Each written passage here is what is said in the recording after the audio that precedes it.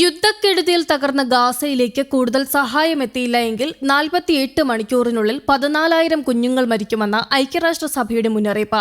ഹമാസിനെ സമ്മർദ്ദത്തിലാക്കുന്നതിന്റെ ഭാഗമായി ഗാസയെ പൂർണ്ണമായും ഉപരോധിച്ചതിന്റെ 11 ആഴ്ചകൾക്ക് ശേഷം ഇസ്രയേൽ അധികൃതർ പരിമിതമായ സഹായം മാത്രമേ പലസ്തീൻ പ്രദേശത്തേക്ക് പ്രവേശിക്കാൻ അനുവദിക്കുന്നുള്ളൂ. ഇതിനാൽ തന്നെ ഗാസയിൽ പട്ടിണി രൂക്ഷമാകുകയാണ്.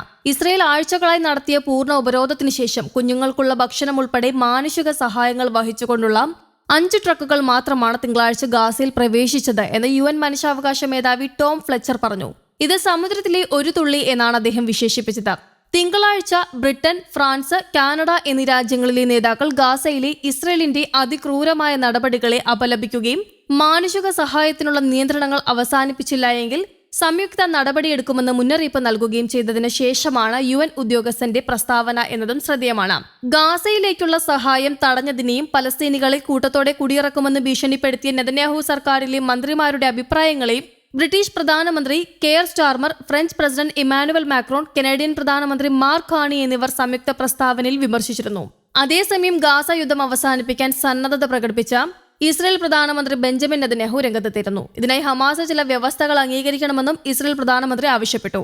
ഹമാസ് ആയുധങ്ങൾ താഴെ വെക്കണം, മുഴുവൻ ബന്ദികളെയും വിട്ടയക്കണം, ഹമാസിന്റെ നേതാക്കളെ നാടുകടത്തണം, ഗാസയിൽ ഹമാസിന്റെ സേനയെ പൂർണ്ണമായും പിൻവലിക്കണം എന്നിങ്ങനെയാണ് നെതന്യാഹു മുന്നോട്ട് വെച്ചിരിക്കുന്ന ആവശ്യങ്ങൾ.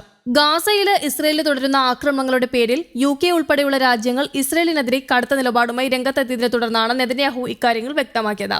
ഇസ്രയേലിനെതിരെ കടുത്ത നടപടികൾ സ്വീകരിക്കാൻ മടിക്കില്ലെന്ന മുന്നറിയിപ്പുമായി UKയും ഫ്രാൻസും കാനഡയും അറിയിച്ചിരുന്നു.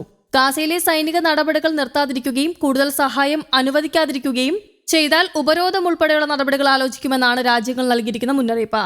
ഗാസ കടുത്ത പ്രതിസന്ധി അഭിമുഖീകരിക്കുന്നു എന്ന റിപ്പോർട്ടുകൾക്കിടയിലാണ് ലോകരാജ്യങ്ങളുടെ പിന്തുണയുമായി രംഗത്ത്.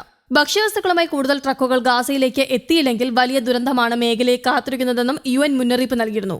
കൂടാതെ ഗാസയിൽ ഇസ്രയേലിൽ തുടരുന്ന ഉപരോധത്തിൽ മുന്നറിയിപ്പുമായാണ് യൂറോപ്യൻ യൂണിയൻ രംഗത്തെത്തിയത്. ഇസ്രയേലുമായുള്ള രാഷ്ട്രീയ സാമ്പത്തിക ബന്ധങ്ങൾ നിയന്ത്രിക്കുന്ന കരാർ പുനഃപരിശോധിക്കുമെന്ന് യൂറോപ്യൻ യൂണിയൻ വ്യക്തമാക്കി. വംശഹത്യയും ഉപരോധവും തുടരുന്ന ഇസ്രയേലിനെതിരെ ലോകത്താകെ പ്രതിഷേധങ്ങൾ ഉയരുകയാണ്. നേരത്തെ UKയും ഫ്രാൻസും കാനഡയും ഇസ്രയേലിനെതിരെ ഉപരോധ ഭീഷണിയടക്കം ഉയർത്തിയിരുന്നു. ഗാസയിൽ ഇസ്രയേലിന്റെ അധിനിവേശം അവസാനിപ്പിക്കണം, ഭക്ഷണം എത്തിക്കണം എന്നീ ആവശ്യങ്ങളാണ് സംയുക്ത പ്രസ്താവനയിൽ 3 രാജ്യങ്ങളും ഉയർത്തിയത്. ബന്ദികളെ വിട്ടുകിട്ടാനുള്ള ആദ്യത്തെ ഉപാധി വെടിനിർത്തലും യുദ്ധം അവസാനിപ്പിക്കലുമാണെന്ന് UK പ്രധാനമന്ത്രി കെയർ സ്റ്റാർമർ പാർലമെന്റിൽ പറഞ്ഞു. ഇസ്രയേൽ ഉപരോധത്തിൽ പട്ടിണി കാരണം ഗാസയിൽ കൊല്ലപ്പെട്ടത് 326 പേരാണ്.